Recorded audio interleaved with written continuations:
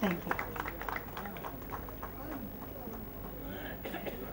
Secretary Somasundar గారు, APUWJ president చెలికన్ రావు గారు, ఫ్యాబ్స్కో founder Ramakrishna Raju గారు, ఎన్ఏపిఎం ఏపీ కన్వీనర్ డివివిఎస్ వర్మ గారు, కార్తీక్ చంద్ర. వీరు కాకుండా ప్రముఖులు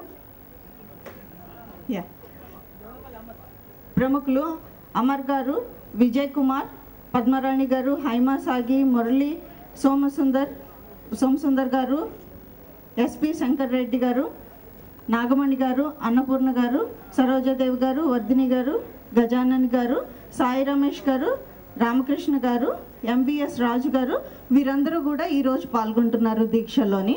దయచేసి స్టీరింగ్ కమిటీ మెంబర్స్ అండ్ డిగ్నిటరీస్కి ఈ డయాస్ వరకు ఇవ్వాల్సిందిగా కోరుతున్నాము. అండ్ నెక్స్ట్ మిగతా వారందరికీ కూడా డయాస్ పక్కనే స్పేస్ ఉంది, అక్కడ దయచేసి అకామిడేట్ కమ్మని రిక్వెస్ట్ చేస్తున్నామండి.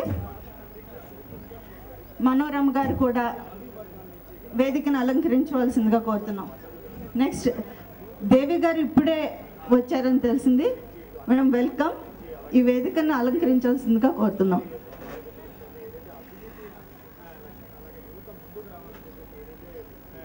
ఇప్పుడు దేశమును ప్రేమించుమన్నా అని దేశభక్తి గీతంతో మొదలుపెట్టాం.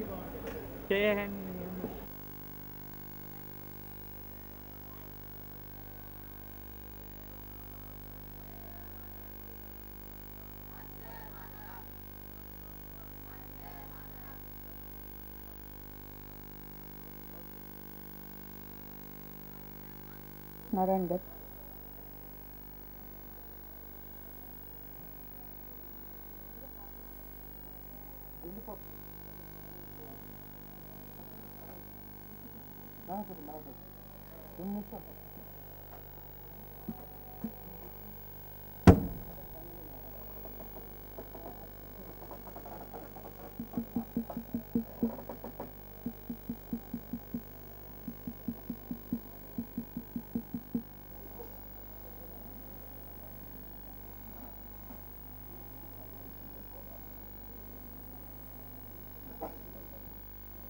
ఇప్పుడు దేశమును ప్రేమించుమన్నా అనే ఒక దేశభక్తి గీతంతో ఈ రోజు కార్యక్రమం మొదలు పెడదాం. హలో హలో హలో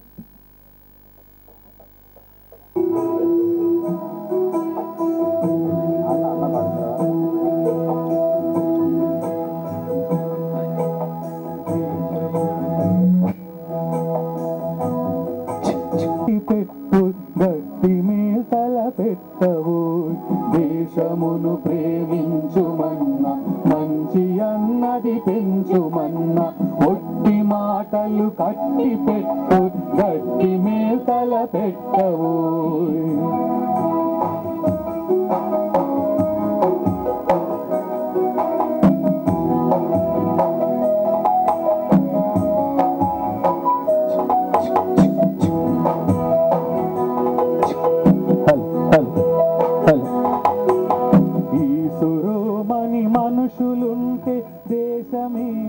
బాగుపడునోయ్ ఈసురోమని మనుషులుంటే దేశమే గతి బాగుపడునోయ్ తిండి కలిగితే కండ కలదోయ్ కండ కలవాడేను మనిషోయ్ తిండి కలిగితే కండ కలదోయ్ కండ కలవాడేను మనిషోయ్ దేశమును ప్రేమించుమన్నా మంచి అన్నది పెంచుమన్నా దేశమును ప్రేమించుమన్నా మంచి అన్నది పెంచుమన్నా వట్టి మాటలు కట్టి పెట్టు గట్టి తల పెట్టవు వట్టి మాటలు కట్టి పెట్టు గట్టి మేతల పెట్టవు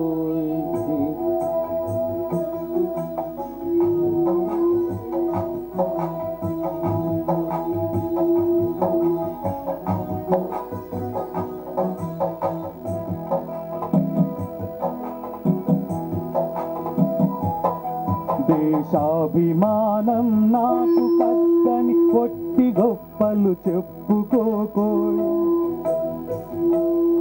దేశాభిమానం అభిమానం నాకు కద్దని వట్టి గొప్పలు చెప్పుకోకోయ్. పూని ఏదైనాను ఒకమే పూచి జనులకు చూపవోయ్. పూని ఏదైనాను ఒకమే పూచి జనులకు చూపవోయ్. దేశమును ప్రేమించుమన్నా మంచి అన్నది పెంచుమన్నా. దేశమును ప్రేమించుమన్నా మంచి అన్నది పెంచుమన్నా.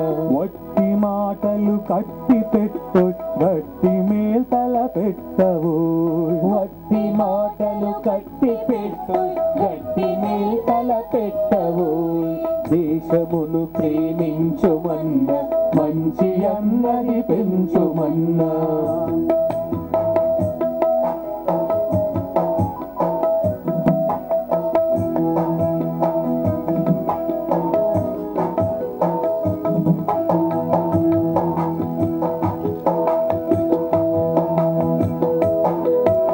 సొంత లాభం కొంత మానుకు పొరుగువాడికి తోడు పడవోయ్. సొంత లాభం కొంత మానుకు పొరుగువాడికి తోడు పడవోయ్. సొంత లాభం కొంత మానుకు పొరుగువాడికి తోడు పడవోయ్. సొంత లాభం కొంత మానుకు పొరుగువాడికి తోడు పడవోయ్. దేశమంటే మట్టి కాదు దేశమంటే మనుషులు. దేశమంటే మట్టి కాదు దేశమంటే మనుషులు. దేశమును ప్రేమించుమన్నా మంచి అన్నది పెంచుమన్నా. దేశమును ప్రేమించుమన్నా మంచి అన్నది పెంచుమన్నా. వట్టి మాటలు కట్టి పెట్టు గట్టి మేల్తల పెట్టవు. వట్టి మాటలు కట్టి పెట్టు గట్టి మేల్తల పెట్టవు. దేశమును ప్రేమించుమన్నా మంచి అన్నది పెంచుమన్నా. వట్టి మాటలు కట్టి పెట్టు గట్టి మేల్తల పెట్టవు. వట్టి మాటలు కట్టి పెట్టు గట్టి మేల్తల పెట్టవు.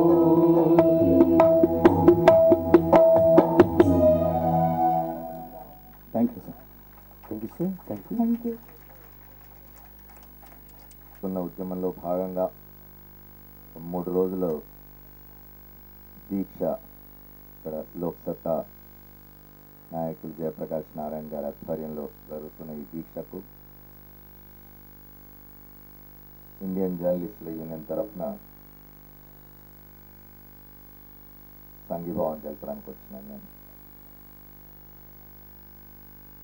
రాజకీయాలు అధికారం చుట్టూ తిరుగుతూ ఉన్నప్పుడు తమ ఓట్లేసి గెలిపించిన ప్రజల్ని మర్చిపోయి పాలకులు అధికార క్రీడలో పడి కొట్టుమిట్టాడుతున్నప్పుడు ఇట్లాంటి ఉద్యమాలు రావాల్సిన అవసరం ఉంటుంది. తమను పరిపాలించే వారిని ఎంచుకునే స్వేచ్ఛ ఈ ప్రజాస్వామ్యంలో ప్రతి పౌరుడికి ఉంటుంది. అయితే మనం విలువైన ఓటేసి ఎన్నుకున్న ప్రజాప్రతినిధులు మళ్ళీ దానికి బదులుగా మనకేం చేస్తున్నారనేది కూడా ఆలోచించుకోవాల్సిన అవసరం ఉంటుంది. అయితే ఆ చైతన్యాన్ని ప్రజల్లో పూర్తి స్థాయిలో తీసుకురావడానికి అవసరమైనవి ఇట్లాంటి ఉద్యమాలు. అవినీతి లేని, ఆశ్రిత పక్షపాతం లేని, అన్యాయం లేని, అక్రమాలు లేని, ఈ దేశ ప్రజలందరూ సమానమే అనుకునే ఒక సమాజ స్థాపన కోసం జరుగుతున్న పోరాటాల్లో భాగంగానే ఇట్లాంటి పోరాటాలు జరుగుతూ ఉంటాయి. ఆంధ్రప్రదేశ్లో, భారతదేశంలో వర్కింగ్ జర్నలిస్టుల ఉద్యమం మొదటి నుంచి కూడా ఇటువంటి పోరాటాలకు మద్దతుగా నిలబడుతూ వచ్చింది. తన వంతుగా ఈ పోరాటాలని ప్రజల్లోకి మళ్ళీ తీసుకుపోవడానికి మీడియాను ఒక ఆయుధంగా ఉపయోగిస్తూ వచ్చింది వర్కింగ్ జర్నలిస్టుల ఉద్యమం. సమాజంలో ఇతర అన్ని రంగాల్లో మాదిరిగానే జర్నలిజం వృత్తిలో కూడా కొన్ని విలువల దిగజారుడు ఉన్నప్పటికీ, వ్యాపారాత్మకం అయిపోతున్నప్పటికీ ఇంకా ఈ దేశంలో వర్కింగ్ జర్నలిస్టుల ఉద్యమం అవినీతి రహిత, ఆశ్రిత పక్షపాత రహిత సమాజం ఏర్పాటు కోసం జరుగుతున్న ఉద్యమాలకు బలంగా చేయూతనివ్వడానికి నిలబడి పోరాటం చేస్తూ ఉన్నది. దానిలో భాగంగానే మేము ఇక్కడికి వచ్చిన ఇవాళ నాకు ఈ మాట్లాడే అవకాశం ఇచ్చినందుకు మీ అందరికీ కృతజ్ఞతలు చెప్తున్నాను. Thank you sir.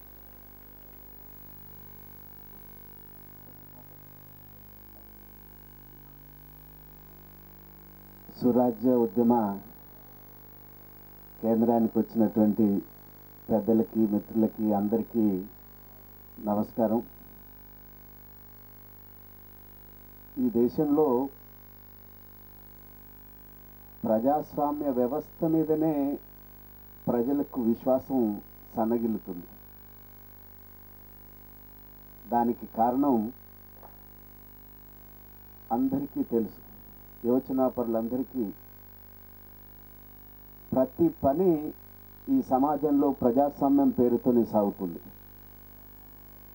చివరికి అవినీతి కూడా ఆ పేరుతోనే, ప్రజాస్వామ్యంతోనే సాగుతుంది.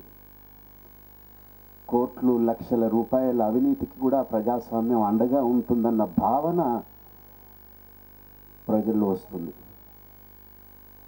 ఇలాంటి స్థితిలో రాజకీయ వ్యవస్థ లేకుండా ప్రజాస్వామ్య మనుగడ లేదనేది వాస్తవం. కానీ ఈ ప్రజాస్వామ్య వ్యవస్థలో రాజకీయ వ్యవస్థను చూస్తుంటే కూడా ప్రజలకు విశ్వాసం కలగటం లేదు. మరి ఎవరి మీద విశ్వాసం పెట్టాల్సింది? ప్రజాస్వామ్యం వద్దంటే పొరుగున ఉన్నటువంటి దేశాలను మనం చూసాం, పాకిస్తాన్ చూసాం. ప్రజాస్వామ్యం వద్దంటే ఏ పరిస్థితుల్లో ఉందో. రాజకీయ పార్టీలను అధికారంలో కూర్చోబెట్టేది అన్నది అందరికీ తెలుసు. అలాంటి ప్రజలకి ఈ ప్రజాస్వామ్యంలో వనగూర్చాల్సినటువంటి అంశాల మీద ప్రజలను చైతన్యపరచాల్సినటువంటి కర్తవ్యం ఉన్నటువంటి రాజకీయ పార్టీలు వైఫల్యం చెందుతున్నాయనేది నా భావన.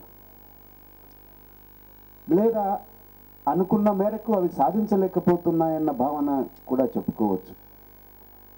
అలాంటి స్థితిలో ఇలాంటి సంస్థలు, ప్రత్యేకంగా జయప్రకాష్ లాంటి వ్యక్తులు ముందుకు రావటం మన ప్రాంతంలో, మన రాష్ట్రంలో అనేక మందికి ఉత్సాహం కలిగించింది.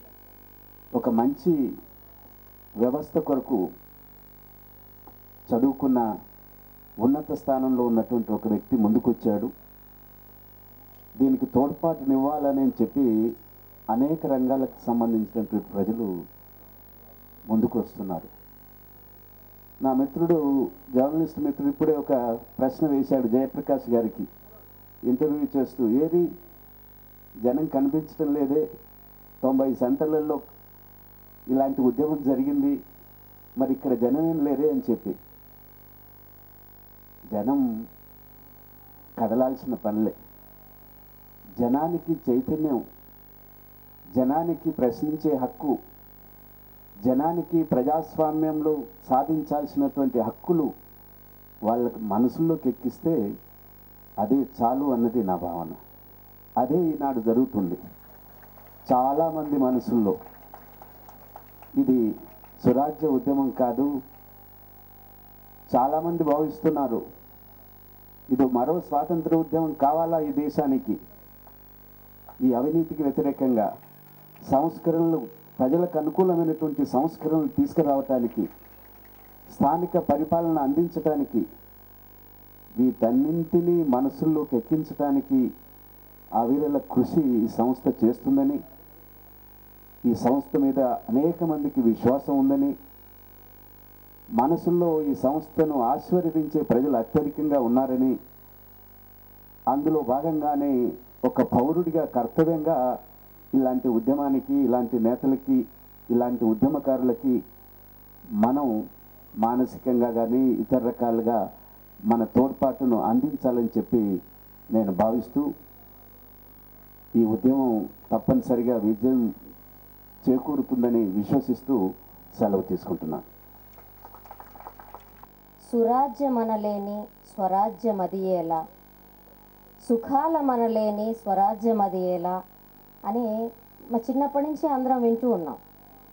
కానీ దీంట్లో ఉండే అర్థం ఏమిటి అనేది బహుశా సమస్యల వలయంలోకి వస్తే కానీ సరిగా అర్థం కాదేమో. 60 ఏళ్ళయింది, సమస్యల మీద సమస్యలు పేరుకుపోతూ ఉన్నాయి. అంటే పాత సమస్యలు కొనసాగుతున్నాయి, కొత్త సమస్యలు వాటి మీద పేరుకుంటున్నాయి. ఈ సమస్య పరిష్కారం అయింది, ఈ దేశం ముందుకు నడిచింది, ఆ తర్వాత కొత్త సమస్య వచ్చింది, కొత్త పరిస్థితులు వచ్చాయి కాబట్టి కొత్త పరిష్కారాలు వెతుకుదాం అనుకునే పరిస్థితి ఈ దేశంలో లేదు. అది ఆడవాళ్ళకి సంబంధించిన సమస్య, విద్యకు సంబంధించిన సమస్య, నిరక్షరాస్యతకు సంబంధించిన సమస్య, లేకపోతే ఆరోగ్యానికి సంబంధించిన సమస్య, ఏదైనా తీసుకోండి, పరిస్థితి మాత్రం ఒకటే. కాబట్టి ఈ పాట ఎన్ని సంవత్సరాల పాటు సురాజ్యం అనలేని, మంచి రాజ్యం అనలేని స్వరాజ్యం తెచ్చుకుని ఏం ఉపయోగం అని ప్రశ్నించిన కవి పాట ఎంతకాలం ఈ దేశంలో కొనసాగుతుంది అనే ప్రశ్న వేసుకుంటే నిజంగా గ్రామీణ ప్రాంతాల్లోనూ పట్టణ ప్రాంతాల్లోనూ సమస్యల్ని చాలా దగ్గర నుంచి క్షేత్రస్థాయిలో చూస్తున్న వాళ్ళందరికీ చాలా పెద్ద అనుమానం వస్తుంది, ఇవి ఎప్పుడైనా పరిష్కారం అవుతాయా, లేదు ఇప్పుడు మనం స్వరాజ్య ఉద్యమం పేరు మీద రాసుకున్న జాబితా ఏదైతే ఉందో ఇది ఎప్పుడైనా సాకారం అవుతుందా అని ప్రశ్నించుకుంటే పెద్ద అనుమానంగా ఉంటుంది. మనం కంటికి బట్టనంత కలలు కంటున్నామేమో అనిపిస్తూ ఉంటుంది ఇప్పుడున్న దేశకాలమాన పరిస్థితులను కనుక చూస్తే. కానీ ఎక్కడో ఒక చోట చైనాలో రైతు ప్రారంభించినట్టుగా కొండను తవ్వడం ప్రారంభించాలి. అది ఒక్కళ్ళుగా ప్రారంభించినా, ఇద్దరుగా ప్రారంభించినా ప్రారంభించాలి. తవ్వుతూ పోతూ ఉంటే ఊళ్ళో వాళ్ళందరూ కలిసి కొండను తవ్వినట్టుగా ఈ స్వరాజ్య ఉద్యమాన్ని భారతదేశం ఇంత సువిశాలమైన ఉపఖండంలో ఈ స్వరాజ్యం అని మనం చెప్పుకుంటున్న దాన్ని స్వరాజ్యంగా మార్చడానికి అవసరమైన చర్యలు ఎక్కడో చోట ప్రారంభం కావాలి. ఆ ప్రారంభం కావడం సాధారణంగా ఈ ప్రజాస్వామ్యంలో రాజకీయ పార్టీల నుంచి జరగాలి. కానీ పార్టీలుగా ప్రతి వాళ్ళు వీటి గురించి మాట్లాడుతున్నప్పటికీ ప్రతి వాళ్ళు వీటిని ఉల్లంఘిస్తున్న ఒక ప్రత్యేక పరిస్థితి కూడా ఇక్కడ కనిపిస్తూ ఉంది. అంటే అందరూ ఉపన్యాసాలు చెప్పేటప్పుడు, ఎన్నికల మేనిఫెస్టోలు రాసేటప్పుడు, ప్రతిపక్షంలో ఉన్నప్పుడు ప్రత్యేకంగా ఇలాంటివన్నీ చాలా బాగా మాట్లాడతారు, సూత్రాలు, రాజ్యాంగాల గురించి. ఒకసారి అధికార పక్షంలోకి వచ్చినాక అవన్నీ చాలా కంఫర్టబుల్గా, కన్వీనియంట్గా మర్చిపోతూ ఉంటారు. ఇప్పుడు ప్రజల నుంచి ప్రారంభం అవ్వాలి ఈ ఉద్యమం అనుకుంటున్నప్పుడు, నేను అనుకోవటం చాలామంది మాట్లాడుతున్నప్పుడు జయప్రకాష్ నారాయణ గారు కొండను తవ్వాలనుకుంటున్నారు అని చెప్పి అంటున్నారు. కొండను తవ్వడమే కావచ్చు ఇప్పుడున్న పరిస్థితుల్లో, నేను కూడా చెప్తున్నాను కదా, కంటికి పట్టినంత కలగంటున్నామేమో అనిపిస్తోంది. కానీ ఒక్క విషయం మాత్రం అర్థం చేసుకోవాల్సింది, ఈ జీవితంలో ఈ భారతదేశంలో సామాన్య మానవుడు, సామాన్యమైన ప్రజానీకం వాళ్ళు దానికి ప్రాతినిధ్యం వహించినా, దానికి నాయకత్వం వహించినా, దానికి గొంతునిచ్చిన మధ్యతరగతి ఏదైతే ఉందో ఆ మధ్యతరగతి అనేక కాలాల నుంచి తన గొంతు విప్పడం మానేసి స్వప్రయోజనాలు చూసుకునే పనిలో పడిపోవడం కూడా ఇవాళ సామాన్య మానవులు ఇలాంటి మంచి స్వరాజ్యం కోసం ప్రయత్నించాలనే కనీస ఆలోచన లేకుండా జీవన వ్యాపారంలో కొట్టుమిట్టాడే దశ వచ్చిందేమో. దీనికి రూపాయి తీసుకొని లేకపోతే సారా తీసుకుని ఓటేస్తారు అని సామాన్యుల్ని మనం నిందించే కంటే మధ్యతరగతిగా ఉంటున్న వాళ్ళం మన గొంతుని ఎవరి కోసం వాడుతున్నాం, మన కళాన్ని ఎవరి కోసం వాడుతున్నాం, మన సింపతీస్ ఎటువైపు ఉన్నాయి, వాల్మార్ట్ వైపు ఉన్నాయా, సామాన్య ప్రజానీకం వైపు ఉన్నాయా అనేది ప్రశ్నించుకోవాల్సిన బాధ్యత నేను అనుకోవటం సామాన్యుల కంటే ఈ రాజకీయాలకి దూరంగా ఉంటున్న మధ్యతరగతి ఓకల్ సెక్షన్స్ మీద ఎక్కువ ఉంది. అటువంటి సెక్షన్స్ అన్నిటినీ జయప్రకాష్ నారాయణ గారు మంచి రాజకీయాలు ఉంటాయి, మంచి రాజకీయాలు నడపడం కోసం, పదవుల కోసము లేకపోతే మాట్లాడడం కోసం కాకుండా కూడా రాజకీయాల్లోకి వచ్చేవాళ్ళు ఉన్నారు అని బహుశా నాకు తెలిసింది చాలా తక్కువ. నాకు తెలిసిన కాలంలో ఒక పాజిటివ్ అవుట్లుక్ రాజకీయాల్లోకి ఇవ్వడం జయప్రకాష్ గారు వచ్చాక ప్రారంభమైందేమో అని అనిపిస్తూ ఉంటుంది. అట్లాగే ఈ రాజకీయాల్లో ఒక పక్కన రాజకీయ పార్టీగా ఉంటూ కూడా మరోవైపు అందరినీ కలిగిపోతూ ఒక స్వరాజ్య ఉద్యమం, ఒక ప్రత్యేకమైన సంస్కరణల కోసం నేను అందరినీ కలుపుపోయి ఒక ఉద్యమంగా నడుపుతాను అనేది కూడా ఒక ప్రత్యేకమైన కార్యక్రమంగా మిగిలిన పార్టీలతో పోల్చుకుంటే. ఎందుకంటే ఏ పార్టీకి ఆ పార్టీ ఎవరి కుండా చట్టి వాళ్ళు పెట్టుకుని వేరు వంటలు ఒకే సమస్య మీద చేసుకుంటున్న కాలంలో కాదు ఉమ్మడిగా వంట చేసుకుందాం రమ్మని ఆయన పిలుస్తున్నారు. ఇది తప్పనిసరిగా అందరూ రావాల్సిన అంశం, అందరూ మాట్లాడాల్సిన అంశం, అందరూ ఆలోచించాల్సిన అంశం. ప్రతి వాళ్ళకి రకరకాల భిన్నాభిప్రాయాలు ఉన్నప్పటికీ కలిసి వచ్చే అన్ని అంశాల్లో అందరం బలంగా కోరుకునే కొన్ని సంస్కరణల కోసం అందరూ కలిసి ప్రయాణించాల్సిన అవసరం ఈ దేశంలో ఎన్నడూ లేనంతగా ఇవాళ ఉందేమో అనిపిస్తోంది. నిన్న మొన్న పార్లమెంట్ వ్యవహారాలు కూడా చూసిన తర్వాత నాకు ఈ అవకాశాలు కల్పించినందుకు, మాట్లాడేందుకు, మీ అందరితో ఒక 2 విషయాలు పంచుకునే అవకాశం ఇచ్చినందుకు ధన్యవాదాలు. మా చేతైనంత మద్దతు సాంస్కృతిక ఉద్యమం నుంచి సాంస్కృతిక కార్యకర్తగా ఏది అవసరమైనప్పటికీ ఇలాంటి ఉద్యమాల కోసం ఇవ్వడానికి మేము ఎప్పుడూ సిద్ధంగానే ఉంటాం. పనిలో పనిగా ఆడవాళ్ళ సమస్యలు, పిల్లల సమస్యలను కూడా విద్యాపరంగా టేకప్ చేశారు కాబట్టి వారికి ప్రత్యేకంగా ధన్యవాదాలు తెలియజేసుకుంటున్నాను. అందరికీ నమస్కారం. జన చైతన్యం పేరుతో జయప్రకాష్ నారాయణ గారు చేపట్టిన ఈ దీక్షకు రెవల్యూషనరీ సోషలిస్ట్ పార్టీ సంఘీభావం తెలియజేస్తూ ఈరోజు రాష్ట్ర రాజకీయాలు, దేశ రాజకీయాలు ఏ రకంగా భ్రష్టు పట్టాయో, పాలకుల నిర్లక్ష్య వైఖరితో జనం అల్లాడిపోతున్న తరుణంలో నిజాయితీ పరులు, ఒక ఐఏఎస్ ఆఫీసర్ లాంటి వ్యక్తి ఒక్కరైనా సరే, ఉద్యమం మొదలయ్యేది ఒక్కరితోనే, తుఫాను వచ్చేది ఒక్క చినుకుతోనే, అలాంటిది వారు ఒక్కరున్న అసెంబ్లీలో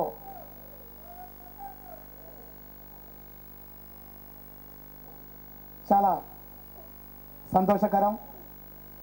భవిష్యత్తులో ఈ వ్యవస్థలో చాలా మంచి మార్పు తెద్దామన్న ఉద్దేశంతో వారు రాజకీయాల్లోకి రావడం శుభపరిణామం. వారు చేస్తున్న ఈ ఉద్యమానికి మేము మా సంఘీభావాన్ని తెలియజేస్తున్నాం. ఈరోజు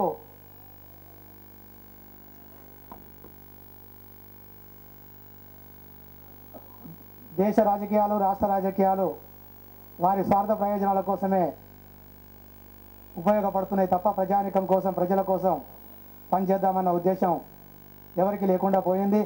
కాబట్టి ప్రజల్లో చైతన్యం తెస్తామన్న వారి ఆశయానికి రెవల్యూషనరీ సోషలిస్ట్ పార్టీ నుంచి మా మద్దతు ఎప్పుడూ ఉంటుందని ఈ సందర్భంగా తెలియజేస్తూ ఈ అవకాశం ఇచ్చినందుకు వారికి ధన్యవాదాలు. Thank you sir.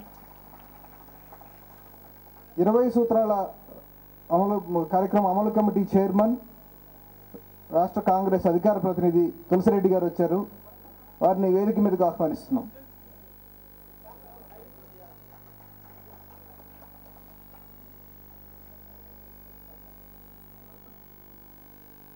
ఇప్పుడు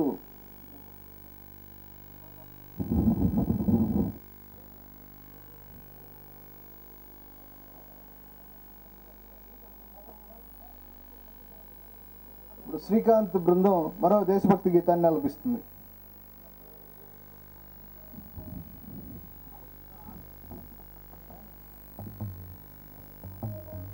హలో హలో హలో హలో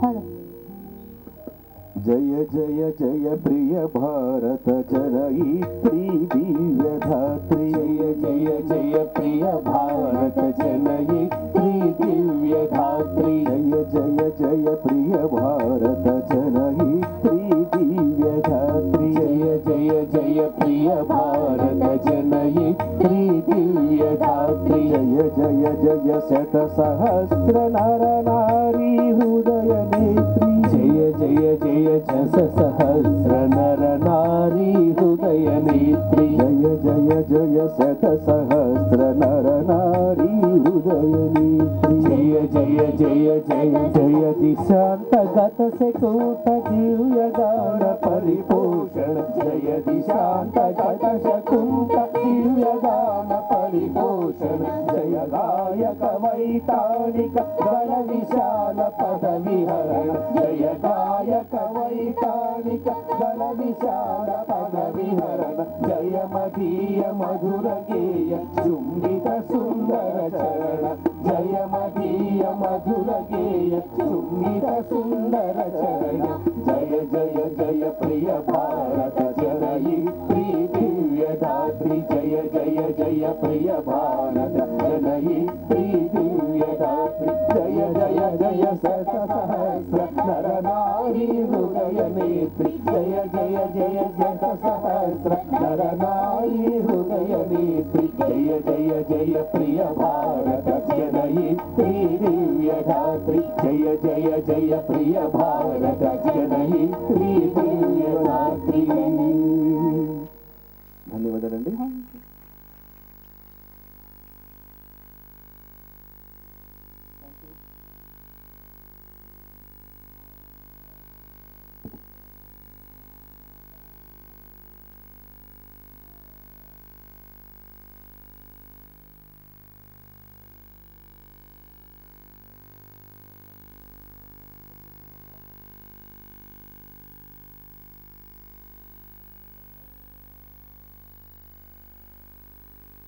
ఇరవై సూత్రాల కార్యక్రమం అమలు కమిటీ చైర్మన్ రాష్ట్ర కాంగ్రెస్ అధికార ప్రతినిధి తులసిరెడ్డి గారిని తమ సందేశం ఇవ్వాల్సిందిగా కోరుతున్నాం.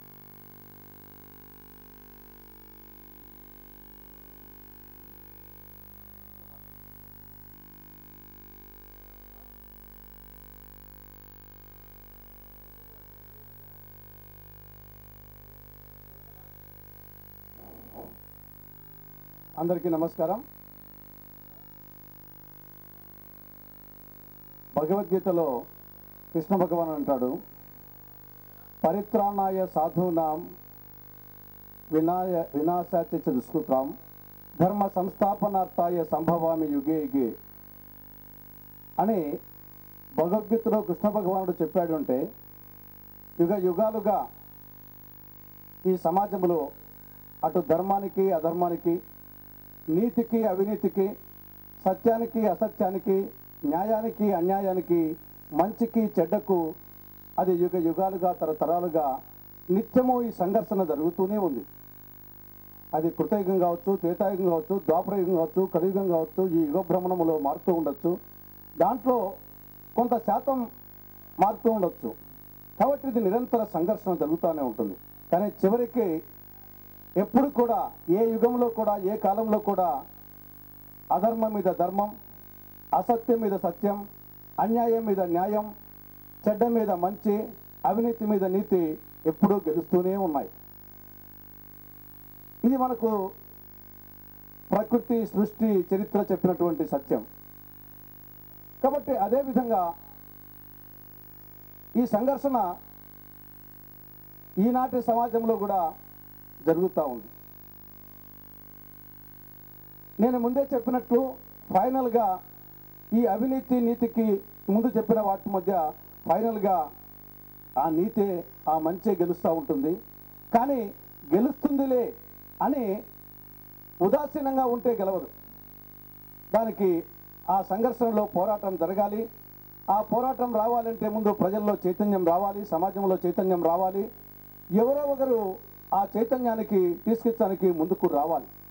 కాబట్టి ఆ నేపథ్యంలో మనందరం కూడా వ్యక్తిగతంగా అందరం కూడా జనరల్గా అటు సామాజిక పరంగా లేకుంటే ఒక మూకుమ్మడిగా తీసుకోకుండా వ్యక్తిగతంగా తీసుకుంటే ప్రతి ఒక్కరం కూడా సురాజ్యం కావాలి, మంచి కావాలి, ధర్మం కావాలి, న్యాయం కావాలి, సత్యం కావాలి అని అందరము వ్యక్తిగతంగా దాదాపు అందరం అనుకుంటాం. కానీ ఒక సామాజిక పరంగా కానీ ఒక సామూహిక పరంగా కానీ వచ్చినప్పుడు ఆ వేవులో కొట్టుకొని పోతూ ఉంటాం. అటువంటి ఆ వేవులో కూడా కొట్టుకుపోకుండా ఉండే విధంగా మానవుల్లో ప్రజల్లో ఒక సామాజిక చైతన్యాన్ని తీసుకురావాల్సిన అవసరం ఉంది. దానికి ఎవరెవరు ముందుకు రావాలి.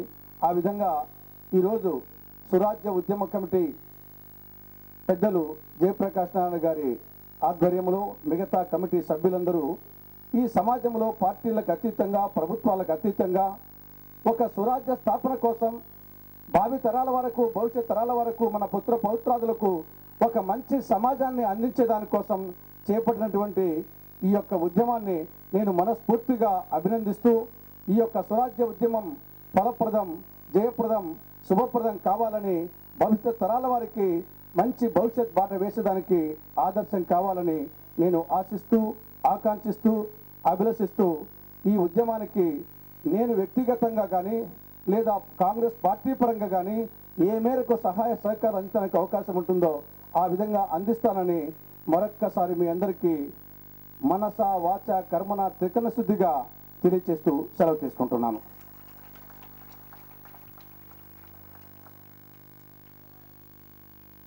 స్వరాజ్య జనచైతన్య నిరాహార దీక్షకు మద్దతు పలికేందుకు తెలంగాణ రాష్ట్ర సమితికి చెందిన ఎమ్మెల్యే కేటీఆర్ గారు, కె తారక రామారావు గారు దీక్షాస్థలికి వచ్చారు. వారిని వేదిక మీదకి ఆహ్వానిస్తున్నాం.